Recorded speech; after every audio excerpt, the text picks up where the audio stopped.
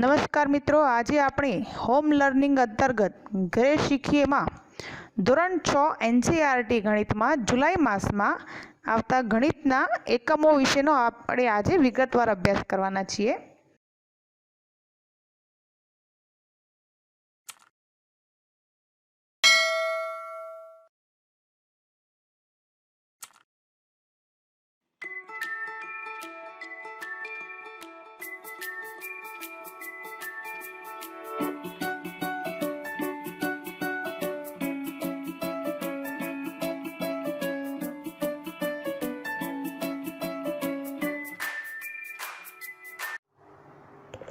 પ્રકરણ 1 ગણિત પૂર્ણ સંખ્યા।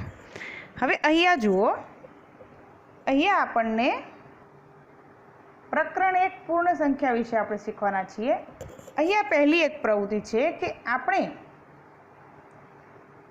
આ મહિને ગણિતની શરૂઆત એક જાદુથી કરીશું। સૌથી પહેલાં એક જાદુની રમત આપવામાં આવી છે।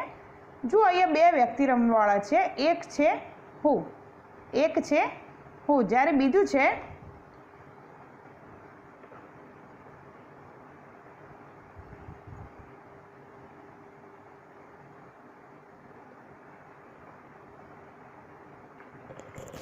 એક હું વ્યક્તિ છે, જ્યારે બીજી છે મગજમારી।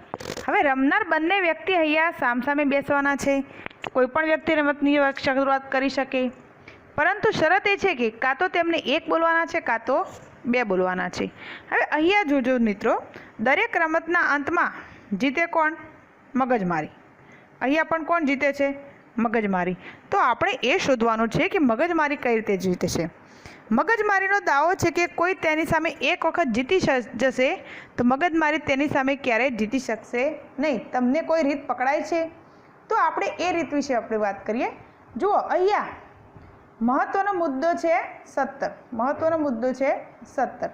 એનો કહેવાનો મતલબ એ છે કે ગમે તેટલાથી શરૂઆત કરો, તમે શરૂઆત કરો કે તમારા મિત્રો શરૂઆત કરે, કાં તો તમારે એક બોલવાના છે કાં તો તમારે બે બોલવાના છે। એનો મતલબ એવો છે કે જ્યારે તમે 17 પર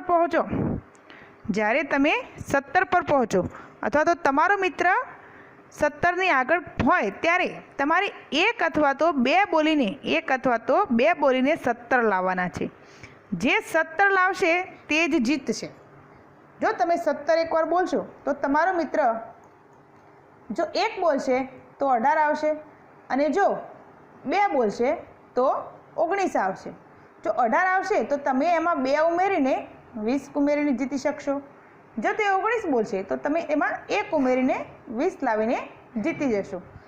આ રીતે જ મગજમારી જીતે છે। અહીંયા મહત્વનો ધ્યાનમાં રાખવાનો મુદ્દો છે 17। જુઓ, દરેકમાં મગજમારી 17 બોલે છે, એનો મતલબ એ છે કે જે 17 બોલશે તે જ જીતશે। હવે આપણે પ્રવૃત્તિ બીજી છે મજાનો ચોરસ વિશે શીખવાના છીએ। મજાનો ચોરસ જુઓ, અહીંયા આપણે જરા જોઈએ। અહીંયા એક ચોરસ આપે છે, 3x3નો ચોરસ છે। આ કયો ચોરસ છે? 3x3નો ચોરસ। અહીંયા દરેક ખાંડનો સરવાળો 15 થાય છે। તે પહેલાં આપણે ચેક કરી લઈએ। 8 3 11, 8 + 3 + 4 બરાબર શું થશે? 15। એ રીતે આ ઊભી હાર 15, આ આડી હાર બધીનો સરવાળો 15 થાય છે। એ રીતે આ જે વિકર્ણ કહેવાય તેનો પણ સરવાળો 15 થાય છે। તો મિત્રો, આ ચોરસ કેવી રીતે બનાવવું તે આપણે શીખીએ। અહીંયા બાજુમાં આપણે એક ચોરસ દોરીએ છીએ। 3x3નો એક ચોરસ બનાવીએ આપણે।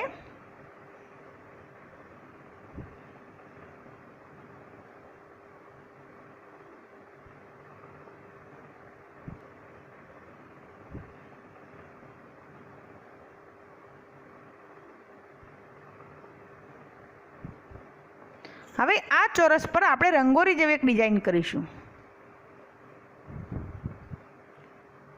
જુઓ, ધ્યાન રાખજો હું કઈ રીતે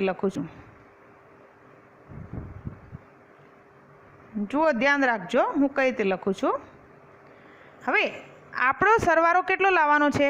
15, અને ચોરસ કેટલાનો છે? 3x3નો। તો આપણે 15ને 3 વડે ભાગવાની। 15 / 3 તો કેટલા આવશે? 5 આવશે। એનો મતલબ શું છે કે આપણે વચ્ચોવચના ખાનામાં કેટલા લખવાના છે? 5। હવે બાકીની સંખ્યાઓને ચડતા ક્રમમાં લખવાની. અહીંયા 5 છે તો નીચે શું લખશું આપણે? 4. ઉપર શું લખશું? 6. બરાબર. એ રીતે આ 300 બીજો ચોરસ આપણે ભરીશું.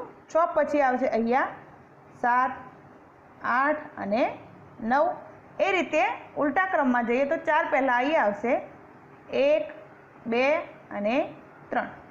હવે આ જેટલા ખાના બાકી રહ્યા તેમાં આપણે શું કરીશું?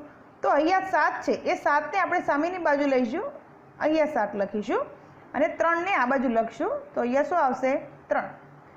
9 છે એને પેલી બાજુ લઈ જઈએ તો આ 9 અને 1ને આ બાજુ લઈ જઈએ તો સામેની બાજુ લઈ જઈએ તો 1 આવશે. હવે જુઓ, દરેકે દરેક ખાનાનો આપણે સરવાળો કરી લઈએ. પહેલાં આપણે આ બાજુના ખાના ભૂસી નાખીએ જરા. હવે આપણે આ ખાનાનો સરવાળો કરીએ. જુઓ, 2 2 + 9 11, 11 ને 4 15. એ રીતે આ ઊભી હાળ 6 ને 1 7, 7 ને 8 કેટલા થશે? 15. વિકર્ણનો સરવાળો કરીએ. 2 ને 5 7, 7 ને 8 15 થશે. આ વિકર્ણનો સરવાળો કરીએ. 4 5 9, 9 6 15. જુઓ, બનાવતા આવડી ગયો ને તમને? 3x3નો ચોરસ કેવી રીતે બનાવાય એ રીતે. જુઓ, હવે નીચે બીજા ચોરસ આપે છે. આપણે પહેલો ચોરસ સરવાળો કેટલાનો કરવાનો છે? 30નો કરવાનો છે. બીજો એક ચોરસ અહીંયા આપણે 30નો ચોરસ બનાવીશું અને અહીંયા આપણે 27નો ચોરસ બનાવીશું. તે કેવી રીતે બનાવાય તે જોઈએ.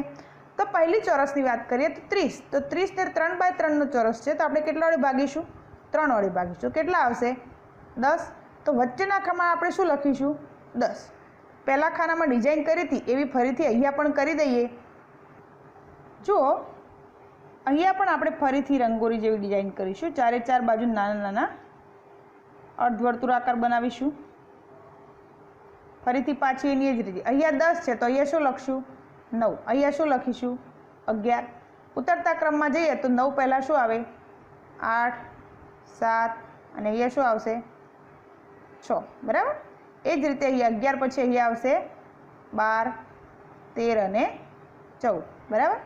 સામસામેના ક્રમમાં ગોઠવી દે. 12 અહીંયા છે તો સામે લખીશું, 8ને સામેની બાજુ, 14થી અહીંયા ઉઠાઈને આ બાજુ લઈ જઈશું અને 6 છે એને ઉઠાઈને ક્યાં લઈ જઈશું? આ બાજુ. હવે આપણે સરવાળો કરીએ તો જુઓ, ઊભી હાળનો સરવાળો કરીએ. 7 14 21, 21 ને 9 કેટલા થયા? 30. આડી હાળનો સરવાળો કરીએ. 7 + 12 19 ને 11 કેટલા થશે? 30. વિકર્ણનો સરવાળો કરીએ. 10 9 19, 19 ને 11 30. જુઓ, બની ગયો ને 30નો ચોરસ. હવે તમને 27નો ચોરસ તો બનાવતા આવડી જ ગયો હશે. તો ચલો આપણે એ પણ બનાવીએ. પહેલાં જરા આને ઇરેઝ કરી લઈએ અને બાજુમાં લખીએ. ચલો હવે 30નો ચોરસ. હવે આપણે 27નો ચોરસ બનાવીએ. તો અહીંયા આપણે લખીએ 27. બરાબર. 27. તો 27ને જો 3 વડે ભાગીએ તો કેટલા આવે? 9. તો વચ્ચેના ખાનામાં કેટલા આવશે? 9 આવશે. ફરીથી આપણે જૂની ફૂલવાળી ડિઝાઇન બનાવી દઈએ.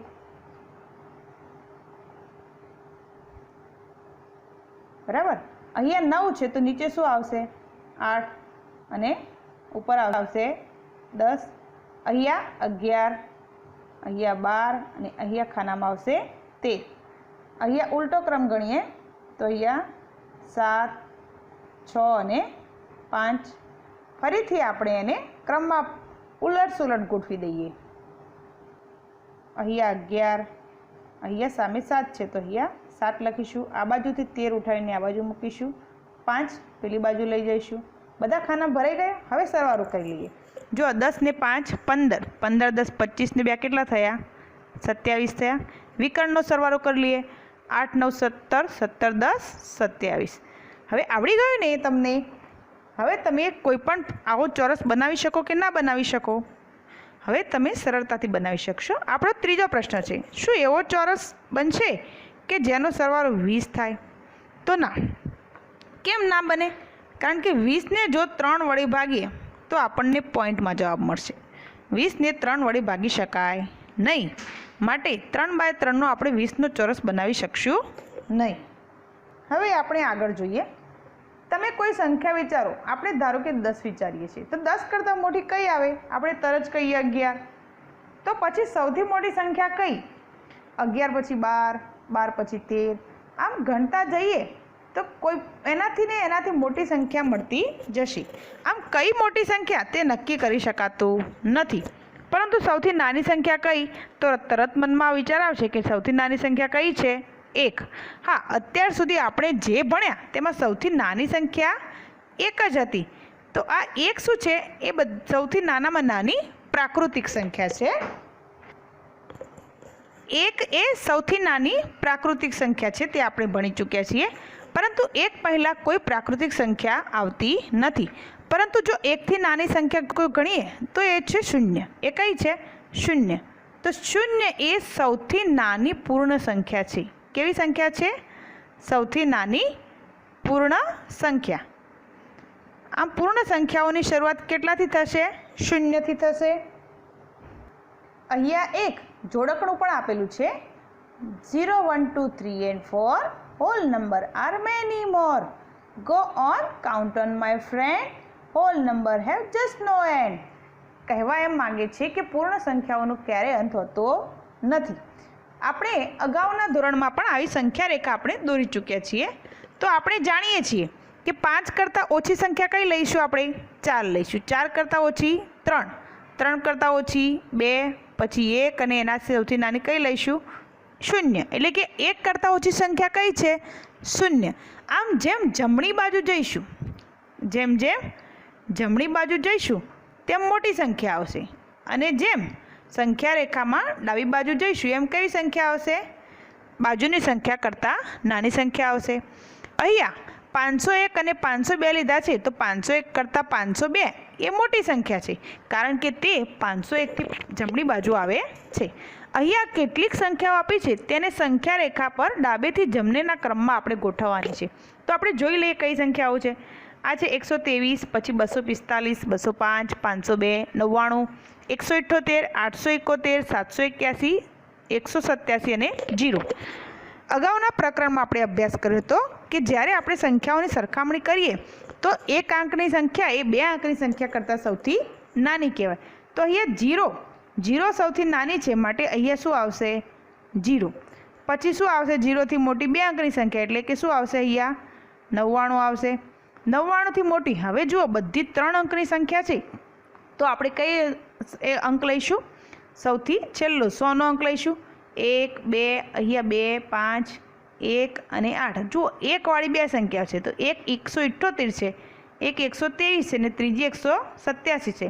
તો એમાં સૌથી નાની સંખ્યા છે 123, પછી આવશે 178, પછી આવશે 187, ત્યારબાદ પછી 200 વાળી સંખ્યા 3 છે, 2 છે, તો એમાં પહેલાં આવશે 205, પછી આવશે 245, પછી આવશે 502, ત્યારબાદ આવશે 781 અને સૌથી મોટી સંખ્યા 800 વાળી 871. આમ આપણે સંખ્યાઓને ડાબેથી જમણેના ક્રમમાં, એટલે કે ચડતા ક્રમમાં લખી છે.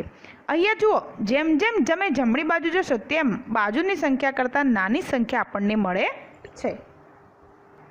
સંખ્યા રેખા ઉપર સરવાળો કે બાદબાકી જેવી ક્રિયાઓ પણ આપણે કરી શકીએ છીએ. સરવાળો કરવો એટલે કે કોઈ પણ એક સંખ્યામાં બીજી સંખ્યા ઉમેરવી. જેમ કે 1માં 3 ઉમેરવા, એટલે કે કઈ બાજુ જવું? જમણી બાજુ જવું. કઈ બાજુ જવું? જમણી જવું. જ્યારે 3માંથી 1 બાદ કરો, એટલે કે કઈ બાજુ જઈશું? આપણે ડાબી બાજુ જઈશું. આમ 1થી 3 ઉમેરવા હોય તો જમણી બાજુ જવું પડે, તો સરવાળા થાય, અને 3માંથી 1 બાદ કરવા, એટલે કે આપણે કઈ બાજુ જઈશું? ડાબી બાજુ. તો અહીંયા નીચે અમુક વિધાનો આપે છે, સમજો અને કહો કે સાચા છે કે નહીં. તો પહેલું છે સૌથી નાની પ્રાકૃતિક સંખ્યા 0 છે. તો આ વિધાન ખોટું છે, કારણ કે સૌથી નાની પ્રાકૃતિક સંખ્યા 1 છે, જ્યારે 0 શું છે? આપણે અગાઉ જણાવ્યું 0 એ સૌથી નાની પૂર્ણ સંખ્યા છે. બધી જ પ્રાકૃતિક સંખ્યા પૂર્ણ સંખ્યા જ હોય, સાચી વાત છે. બધી પ્રાકૃતિક સંખ્યાઓ પૂર્ણ સંખ્યાઓ છે, પરંતુ બધી પૂર્ણ સંખ્યાઓ પ્રાકૃતિક સંખ્યાઓ છે નહીં. પછી આપ્યું છે બધી જ પૂર્ણ સંખ્યા પ્રાકૃતિક સંખ્યા હોય, ખોટું છે. 0 એ પ્રાકૃતિક સંખ્યા નથી. સૌથી નાની પૂર્ણ સંખ્યા 0 છે, સાચું છે, કારણ કે પૂર્ણ સંખ્યાઓની શરૂઆત શૂન્યથી થાય છે. પછી અહીંયા આપ્યું છે 10થી તરત પહેલાંની પૂર્ણ સંખ્યા 9 છે. બરાબર છે. 9 પહેલાં 10 પહેલાં 9 આવે, 9 પછી 10 આવે. 99 પછીની તરતની પ્રાકૃતિક સંખ્યા 100 છે, કારણ કે 99માં 1 ઉમેરીએ તો 100 મળે. 1થી નાની પૂર્ણ સંખ્યા હોઈ શકે નહીં. 1થી નાની પૂર્ણ સંખ્યા આપણે જાણીએ છીએ કઈ છે? શૂન્ય. માટે આ વિધાન કેવું છે? ખોટું છે. 24 અને 26 વચ્ચે આવતી પ્રાકૃતિક સંખ્યા 25 છે. આપણે જાણીએ છીએ 24 પછી શું આવે? 25, જે ક્યાં આવે છે? 26ના પહેલાં. માટે આ વિધાન કેવું છે? સાચું છે. સૌથી મોટી પ્રાકૃતિક સંખ્યા નક્કી ના થઈ શકે, કારણ કે પ્રાકૃતિક સંખ્યાઓ અને પૂર્ણ સંખ્યાઓ અનંત છે. સૌથી મોટી પૂર્ણ સંખ્યા નક્કી થઈ ન શકે, આ પણ સાચું છે. હવે આપણે જોઈશું પૂર્ણ સંખ્યાના ગુણધર્મો. પૂર્ણ સંખ્યાના ગુણધર્મો એક પછી એક આપણે લેવાના છીએ. પહેલો ગુણધર્મ આપણે લઈશું સમૃદ્ધતાનો ગુણધર્મ. સમૃદ્ધનો મતલબ શું થાય? સમૃદ્ધ એટલે કે પોતાની અંદર, એટલે કે પોતાના જેવો સભ્ય હોય એને આપણે સમૃદ્ધ કહીએ છીએ. અહીં આપણે પૂર્ણ સંખ્યાઓ શીખીએ છીએ. તો પૂર્ણ સંખ્યાઓનો મતલબ છે કે કોઈ પણ બે સંખ્યાનો તમે સરવાળો, બાદબાકી, ગુણાકાર કે ભાગાકાર કરશો તો તમને જે મળતી સંખ્યા જો પૂર્ણ સંખ્યા આવશે તો તેના પરિવારનો જ સભ્ય છે, એટલે કે તે સમૃદ્ધ છે એમ કહી શકાય. અહીંયા બહુ સુંદર ઉદાહરણ દ્વારા સમજાવેલું છે. અહીંયા સરવાળા માટે આપણે જોઈએ તો કોઈ પણ બે સંખ્યાનો સરવાળો કરીએ તો આપણે 2નો સરવાળો 3 સાથે કરીએ છીએ. તો 2નો સરવાળો 3 સાથે કરીએ તો આપણને સંખ્યા 5 મળે. 5 પણ કેવી સંખ્યા છે? પૂર્ણ સંખ્યા છે. 2 પણ પૂર્ણ સંખ્યા છે અને 3 પણ પૂર્ણ સંખ્યા છે. તો સરવાળા માટે પૂર્ણ સંખ્યાઓ કેવી છે? સમૃદ્ધ છે તેમ કહેવાય. પછી છે ગુણાકાર માટે. તો અહીંયા ગુણાકાર કરીએ આપણે 3 ગુણ્યા 4. 3 પણ પૂર્ણ સંખ્યા, 4 પણ પૂર્ણ સંખ્યા. તો 3 ગુણ્યા 4 કેટલા મળશે? 12, જે પણ પૂર્ણ સંખ્યા છે. એનો મતલબ એ થયું કે ગુણાકાર માટે પણ પૂર્ણ સંખ્યાઓ સમૃદ્ધ છે તેમ કહેવાય. પછી બાદબાકીની વાત કરીએ તો કોઈ પણ એક સંખ્યા લઈએ 4. 4માંથી આપણે 3 બાદ કરીશું તો આપણને 1 મળશે. તો 4 એ પણ પૂર્ણ સંખ્યા, 3 એ પણ પૂર્ણ સંખ્યા. એમાંથી 1 મળે છે કેવી સંખ્યા છે? પૂર્ણ સંખ્યા. બીજી એક બાદબાકી કરીએ 2 ઓછા 5. આપણે જાણીએ છીએ કે 2માંથી 5 બાદ થાય નહીં, પરંતુ જો કરવા હોય તો 2માંથી 5 બાદ કરીએ તો આપણને ઋણ 3 મળે. શું મળે? ઋણ 3, જે પૂર્ણ સંખ્યા નથી.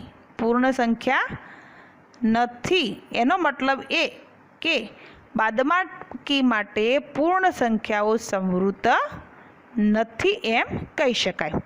બરાબર. હવે ભાગાકાર માટે જોઈએ. ભાગાકાર માટે જોઈએ તો 8/4 આપ્યું છે. 8/4, 8 અને 4 બંને પૂર્ણ સંખ્યાઓ છે, તો એનું જે પરિણામ મળે છે 2, તે પણ કેવી સંખ્યા છે? પૂર્ણ સંખ્યા.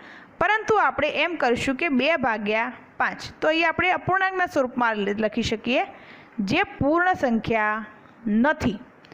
આ 2 પંચમાંશ આપણે જે લખીએ છીએ અપૂર્ણાંક સ્વરૂપ છે, અને અપૂર્ણાંક સ્વરૂપનો શું મતલબ છે કે આ સંખ્યા પૂર્ણ સંખ્યા કહેવાય નહીં. તો ભાગાકાર માટે શું કહીશું આપણે? સમૃદ્ધ નથી. બરાબર. તો સમૃદ્ધતા માટે શું કહી શકાય કે સરવાળા અને ગુણાકાર માટે પૂર્ણ સંખ્યાઓ સમૃદ્ધ છે, પરંતુ બાદબાકી અને ભાગાકાર માટે પૂર્ણ સંખ્યાઓ સમૃદ્ધ નથી. હવે ક્રમનો ગુણધર્મ લઈએ. આપણો બીજો ગુણધર્મ છે ક્રમનો ગુણધર્મ. પૂર્ણ સંખ્યા માટે આપણે ચકાસીશું. ક્રમ એટલે કે ક્રમ બદલવાના. સરવાળાની વાત કરીએ તો અહીંયા આપણે લઈશું 5 + 4 કેટલા થાય? 9 થાય. ક્રમ બદલીએ, 4 પહેલાં લઈએ, 5 પછી લઈએ. 4 + 5 કેટલા થશે? 9. જો અહીંયા પરિણામ સરખું જ મળે છે, એનો મતલબ એ કે સરવાળા માટે ક્રમનો ગુણધર્મ સચવાય છે. ગુણાકાર લઈએ, ફરીથી એ જ સંખ્યાઓ 5 × 4 બરાબર શું આવશે? 20. ક્રમ બદલીએ, 4 પહેલાં લઈએ, 5 પછી લઈએ. 4 × 5 બરાબર શું આવશે? 20. અહીંયા પણ પરિણામ બદલાતું નથી. એનો મતલબ કે ક્રમનો ગુણધર્મ ગુણાકાર માટે સચવાય છે. બાદબાકી લઈએ, 5માંથી આપણે 4 બાદ કરીએ. 5 ઓછા 4 બરાબર 1, જે પૂર્ણ સંખ્યા આવે છે. ક્રમ બદલીએ, 4માંથી હવે 5 બાદ કરીશું તો અહીંયા પરિણામ આપણને પૂર્ણ સંખ્યા મળતું નથી. એનો મતલબ કે બાદબાકીનો ગુણધર્મ ક્રમનો ગુણધર્મ બાદબાકી માટે સચવાતો નથી. એ જ રીતે 8/2 કરીશું તો 4 આવશે, પરંતુ 2/8 કરીશું, ક્રમ બદલીશું તો શું આવશે? 1/4 જે અપૂર્ણાંક સંખ્યા છે, માટે ભાગાકાર માટે પણ ક્રમનો ગુણધર્મ સચવાતો નથી. હવે જૂથનો ગુણધર્મ લઈએ. ત્રીજો ગુણધર્મ પૂર્ણ સંખ્યાઓ માટે જૂથનો ગુણધર્મ. અહીંયા આપણે કોઈ પણ 3 સંખ્યામાંથી 2 સંખ્યાના જૂથ બનાવીએ છીએ. પહેલી સંખ્યા લઈએ 2 + 3, એનો સરવાળો આપણે ત્રીજી સંખ્યા સરવાળા માટે વાત કરીએ છીએ. 4 સાથે સરવાળો કરીશું તો અહીંયા આવશે 2 ને 3 5, 5 + 4 બરાબર કેટલા થશે? 9 થશે. હવે જૂથ બદલીએ. પહેલી સંખ્યાને 12 લઈશું અને બીજી અને ત્રીજી સંખ્યાનું જૂથ બનાવીશું 3 + 4. તો શું થશે? જુઓ, 2 ના 2, 3 ને 4 કેટલા થશે? 7. અહીંયા પરિણામ પણ એનું એ જ મળે છે. એનો મતલબ શું થાય કે સરવાળા માટે જૂથનો ગુણધર્મ સચવાય છે, પરિણામમાં કોઈ ફેર પડતો નથી. કોઈ પણ 2 સંખ્યાઓ અથવા તો કોઈ પણ 3 સંખ્યાઓ લીધી હોય તો પહેલી 2 સંખ્યાનું ત્રીજી સંખ્યા સાથે અથવા તો પહેલી સંખ્યાનું બીજી 2 સંખ્યા જૂથ બનાવવાથી પરિણામ એનું એ જ રહે છે. જૂથનો ગુણધર્મ સરવાળા માટે સચવાય છે. હવે આગળ ગુણાકાર માટે લઈએ. સરવાળાની વાત કરીએ આપણે, સરવાળા માટે સચવાય છે. ગુણાકારની વાત કરીએ. ફરીથી એની એ જ સંખ્યાઓ લઈશું. 2 × 3 × 4 કેટલા આવશે? અહીંયા 2 × 3 એટલે 6, 6 × 4 બરાબર 24. ફરીથી જૂથ બદલીને જોઈ લઈએ. 2 12 રાખીશું, 3 અને 4નું જૂથ બનાવીશું 3 × 4. 2 ના 2, 3 4 12, 12 2 24. જુઓ, અહીંયા આપણને પહેલી 2 સંખ્યાઓનું જૂથ બનાવ્યું તો પરિણામ 24 મળ્યું. બીજી 2 સંખ્યાનું જૂથ બનાવ્યું તો પરિણામ કેટલું મળ્યું? 24. એનો મતલબ કે ગુણાકાર માટે જૂથનો ગુણધર્મ સચવાય છે. જૂથનો ગુણધર્મ પૂર્ણ સંખ્યાઓ માટે જાળવી રખાય છે. બાદબાકીની વાત કરીએ. હવે એની એ જ સંખ્યાઓ 2 - 3 - 4 બરાબર. 2 માંથી 3 જાય તો -1 આવે ને -4 એટલે શું આવે? -5. અહીંયા જુઓ, પ્રથમ જ સંખ્યા ઋણ થઈ જાય છે, જે પૂર્ણ સંખ્યા નથી, માટે બાદબાકી માટે જૂથનો ગુણધર્મ જળવાતો નથી. ભાગાકાર માટે પણ એવું છે. ભાગાકારમાં પણ 2/3/4 જે જવાબ આપણને અપૂર્ણાંક સ્વરૂપ મળશે, માટે ભાગાકાર માટે પૂર્ણ સંખ્યાઓ માટે જૂથનો ગુણધર્મ અહીંયા જળવાતો નથી. તો અહીંયા જૂથનો ગુણધર્મ માત્ર ને માત્ર સરવાળા અને ગુણાકાર માટે સચવાય છે, પરંતુ બાદબાકી અને ભાગાકાર માટે સચવાતો નથી. હવે આ નિયમોનો ઉપયોગ ક્યાં થાય છે તે અંગેના કેટલાક ઉદાહરણ આપણે લઈશું. નીચે કેટલાક દાખલા આપ્યા છે, આપણે ગણવાના છે. 124 + 87 + 76. પહેલાં આ ગણીશું. અહીંયા આપણે એવી 2 સંખ્યાઓનું જૂથ બનાવીશું કે આપણને સરવાળો શૂન્યવાળી સંખ્યાઓ અથવા તો 0, 10, 100, 1000, 200 જેવા શૂન્યવાળા અંક નજીકની સંખ્યા મળે. તો 124નો સરવાળો, જુઓ એકમનો અંક 4 છે તો એકમનો અંક 6 હશે તો 6 + 4 10 થાય બરાબર. એના આધારે આપણે 124નું જૂથ 76 સાથે બનાવીશું અને બાકીની ત્રીજી સંખ્યા સાથે આપણે એનો સરવાળો કરીશું. અહીંયા 124 + 76નો સરવાળો કરીશું તો આપણને મળશે 6 ને 4 10, 7 2 9 0 200 મળશે અને અહીંયા 87. પરિણામ મળશે આપણને 287.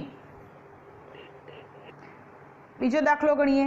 અહીંયા પહેલી અને બીજી સંખ્યાનું જૂથ આપણે બનાવીશું 1 + 999. કઈ 2 સંખ્યાનું જૂથ બનાવવાનું છે તે આપણે જાતે જ નક્કી કરવું પડશે.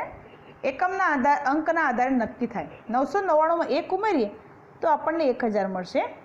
1000 + 1500. અહીંયા ગણતરી જૂથ બનાવવાથી સરળ થઈ જાય છે.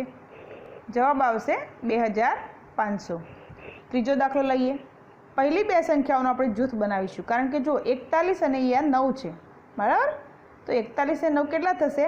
50 થાય. માટે 509 + 41નું જૂથ બનાવીને આપણે ત્રીજી સંખ્યા સાથે એનો સરવાળો કરીશું. 509 + 41 થશે 50નો સરવાળો 50 સાથે કરીશું તો આપણને પરિણામ મળશે 600. ત્રીજી સંખ્યા છે. હવે અહીંયા જુઓ 444નો સરવાળો તો એ 256 કે 56 કોઈ પણ સંખ્યા સાથે કરી શકો. આપણે ત્રીજી સંખ્યા લઈશું. 444 + 56નું જૂથ બનાવીને બીજી સંખ્યાને પાછળ લઈ જઈશું. એની ત્રીજી સંખ્યા સાથે આપણે શું કરીશું? સરવાળો કરીશું. અહીંયા 444 + 56 એટલે કેટલા આવશે? 500 આવશે વત્તા 256. ગણતરી અહીંયા આપણી સરળ થઈ જાય છે. 256 + 500 એટલે થશે 756. આમ જૂથ બનાવીને આપણે સરળતાથી ગુણાકાર, સરવાળા, બાદબાકી વગેરે કરી શકીએ છીએ. અહીંયા આપણું પ્રકરણ 1 પૂરું થયું. હવે આપણે પ્રકરણ 2 સંખ્યા સાથે રમીએ વિશે શીખવાના છીએ. અવયવની સમજ. સંખ્યા સાથે રમીએનો પ્રથમ મુદ્દો છે અવયવ. અવયવો વિશે આપણે શીખવાના છીએ. તે માટે આપણે શું કરીશું? એક પ્રવૃત્તિ. 12 બાકસ લેવાની છે. આપણે કેટલી બાકસ લેવાની છે? 12 બાકસ લેવાની છે, એટલે કે દિવાસળીની પેટીઓ, અને તેની થપ્પીઓ કરવાની છે. જો આપણે એક થપ્પી કરીશું તો એક થપ્પીમાં 12 બાકસ આવી જશે. તો કેટલી બોક્સ વધશે? એક પણ નહીં. 2 થપ્પી કરીશું, 2 થપ્પી કરીશું તો 6 બોક્સ આવશે એકમાં. એવા કેટલા થપ્પા બનશે? 2 થપ્પા. કેટલા બોક્સ વધશે? એક પણ નહીં. હવે આપણે 3 થપ્પી કરીશું તો એકમાં કેટલી આવશે બાકસો? 4 બાકસો આવશે. કેટલી વધશે? 0. 4 થપ્પા કરીશું તો એકમાં કેટલી બાકસ આવશે? 3 આવશે. કેટલી વધશે? 0. 5 થપ્પા કરીશું તો એકમાં કેટલી આવશે? 2 આવશે. અને કેટલી બાકસ વધશે? 2 વધશે. જો અહીંયા બહુ સાદી ગણતરી છે. કુલ બાકસે તમે ભાગી નાખશો તો પણ મળશે. બરાબર. હવે 6 થપ્પા કરીશું તો કેટલા થપ્પા બનશે? 2 થપ્પા બનશે ને એક પણ બાકસ વધશે નહીં. 7 કરીશું તો 7 થપ્પી બનશે. દરેક થપ્પીમાં કેટલી બાકસ આવશે? એક બાકસ આવશે. અને કેટલી વધશે? 7 ને 5 12. એક બાકસ વધશે. બાકીની 5 બાકસો વધશે, કારણ કે આપણે દરેકમાં સરખી બાકસો મૂકવાની છે. 8 કરીશું તો બધામાં એક આવશે. અને કેટલી વધશે? 4 વધશે. 9માં પણ દરેકમાં એક બાકસ આવશે અને 3 વધશે. 10માં પણ એક બાકસ આવશે અને 2 વધશે. 11માં પણ એક બાકસ આવશે અને 1 વધશે. 12માં કેટલી બાકસો આવશે? દરેક થપ્પામાં એક બાકસ આવશે, પરંતુ એક પણ બાકસ વધશે નહીં. તો અહીંયા આપણે જોઈએ કે જો શૂન્ય આવે છે, જો આપણને બાકસના થપ્પીઓ બનાવતા એક પણ સંખ્યા વધતી નથી, તો આ બધી સંખ્યાઓને 12 વડે નિશેષ ભાગી શકાય છે તેમ કહી શકાય. એનો મતલબ કે આ બધા જ 12ના અવયવ છે. તો કયા કયા છે? તો પહેલાં આપણે લખીએ તો 1, પછી 2, પછી અહીંયા 3, પછી આવે 4, પછી છે 6 અને છેલ્લે આવશે 12. તો આ જે આપણને મળે એ શું છે? 12ના અવયવો. આપણે અહીંયા 12ના અવયવ પાડ્યા, 12ના ભાગ પાડ્યા એમ પણ કહી શકાય. આગળ જોઈએ. હવે આપણી પાસે 18 બાકસ છે. કેટલી બાકસ છે? 18. તો કરી જુઓ. થપ્પીઓ કરવાની છે અને કોઠામાં લખવાની છે. તો એક થપ્પી કરશું તો એક થપ્પામાં 18 બાકસ આવશે. જુઓ અહીંયા થોડી પ્રિન્ટિંગ મિસ્ટેક થયેલી છે. એક બાકસ થપ્પામાં કેટલી બાકસ આવશે? 18 બાકસ આવશે. આપણે જરા આપણા ડિજિટમાં લખીશું તો કેટલી બાકસ વધશે? 0. એક પણ બાકસ વધશે નહીં. જો 2 થપ્પા કરીશું તો એકમાં કેટલી બાકસ આવશે? 9 બાકસ આવશે. એમાં પણ વધશે નહીં. 3 કરીશું તો એકમાં 6 બાકસ આવશે. એક પણ વધશે નહીં. 4 કરીશું તો એકમાં 4 બાકસ આવશે અને 2 બાકસ વધશે. 5 કરીશું તો એકમાં 3 બાકસ આવશે અને 3 બાકસ વધશે. 6 કરીશું તો પણ એકમાં 3 બાકસ આવશે, પરંતુ એક પણ બાકસ વધશે નહીં. 7 કરીએ તો એક એકમાં 2 બાકસ આવશે અને 4 બાકસ વધશે. 8 કરીશું તો એક એકમાં 2 બાકસ આવશે અને 2 બાકસ વધશે. 9 કરીશું તો દરેકમાં 2 બાકસ આવશે, પરંતુ એક પણ વધશે નહીં.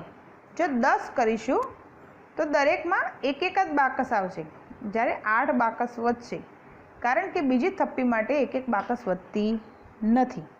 11માં પણ એક જ બાકસ આવશે અને 7 વધશે. 12માં પણ 1 આવશે, 6 વધશે.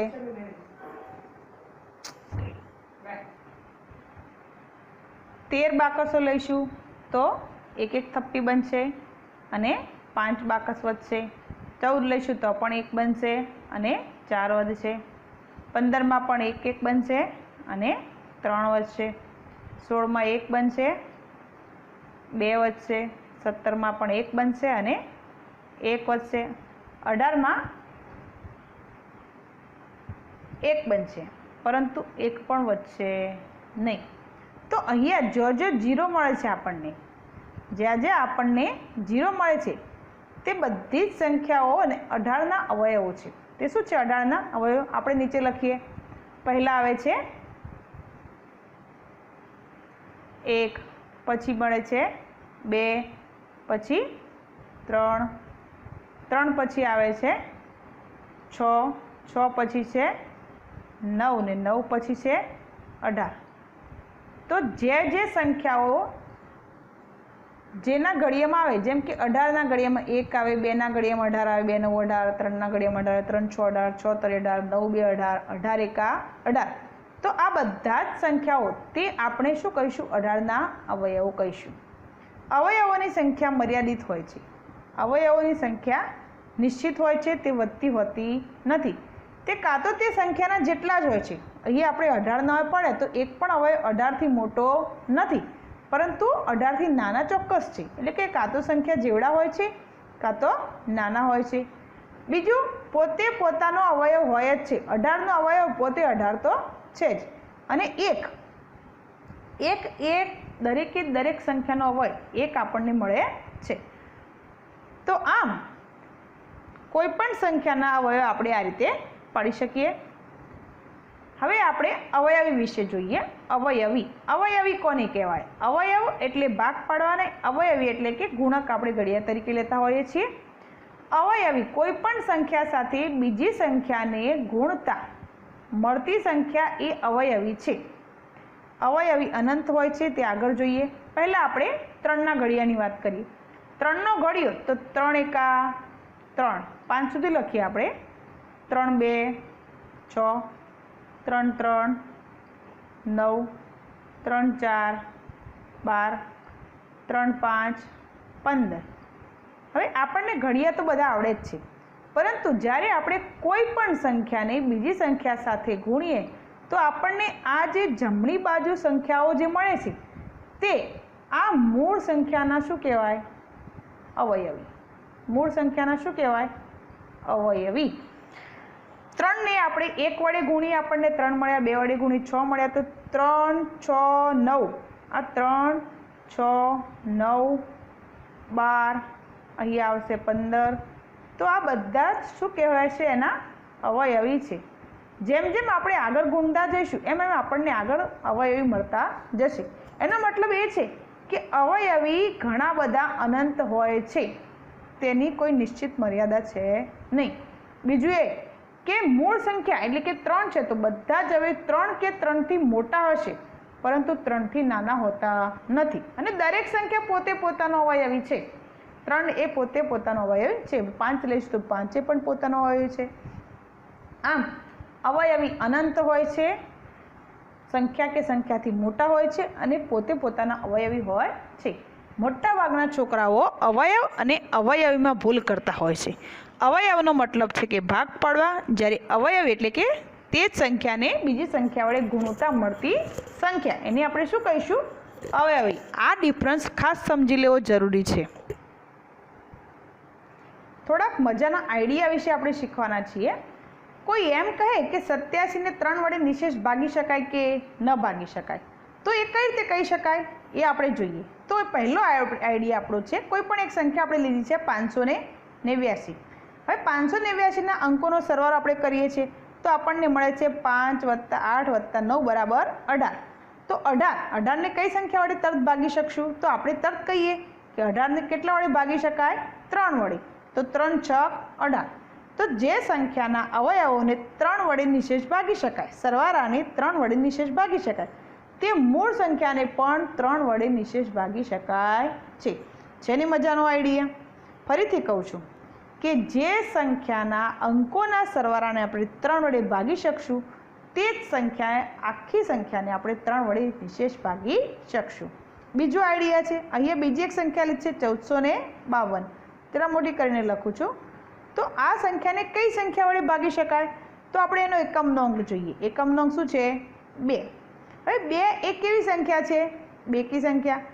તો આપણે 2ની વાત કરીએ તો જે સંખ્યાનો એકમનો અંક બેકી હોય તે સંખ્યાને 2 વડે ભાગી શકાય. કેટલા વડે ભાગી શકાય? 2 વડે. બેકી સંખ્યાઓ કઈ કઈ છે? તો 2 છે, 4 છે, 6, 8 અને 0. તો જે સંખ્યાનો એકમનો અંક 2, 4, 6 કે 8 હોય તેવી સંખ્યાઓને 2 વડે નિશેષ ભાગી શકાય છે. ત્રીજો મસ્ત મજાનો આઈડિયા છે, એક સંખ્યા આપી છે 680. હવે આપણે આગળ 2ની ચાવી જોઈએ એ પ્રમાણે આપણે કહી શકીએ કે આ સંખ્યાને 2 વડે તો ભાગી શકાશે, બરાબર. પરંતુ બીજી કોઈ રીતે ભાગવું હોય તો કઈ રીતે ભગાય? તો જે સંખ્યાનો એકમનો અંક 0 હશે, કાં તો 0 હશે કાં તો 5 હશે, તેવી સંખ્યાને તમે 5 વડે નિશેષ ભાગી શકશો. અથવા તો બીજી એક પણ રીત અલગ પણ છે કે જે સંખ્યાનો એકમનો અંક 0 હોય એને તરત જ આપણે 10 વડે ભાગી શકીએ. તો આમ 0ના અંકના આધારે શું કહી શકીએ કે 0 વાળી સંખ્યાને 2 વડે, 5 વડે અને 10 વડે નિશેષ ભાગી શકાય છે. તો આ જે આપણે આઈડિયા લીધા એ આઈડિયાને આપણે શું કહીશું? ચાવી. સરળતાથી ગુણાકાર કરવાની શું કહીશું આપણે? ચાવી. તો આપણે આજે 3ની ચાવી, 2ની ચાવી, 5ની ચાવી અને સાથે સાથે 10ની ચાવી પણ શીખ્યા. આવા નવા મજાના આઈડિયા લઈને આપણે નવા નેક્સ્ટ વિડીયોમાં મળીશું. Thank you. થેન્ક્સ મિત્રો, મારા નવા વિડીયો જોવા માટે મારી ચેનલને ચોક્કસથી સબસ્ક્રાઈબ કરજો. આપ સૌનો ખૂબ ખૂબ આભાર.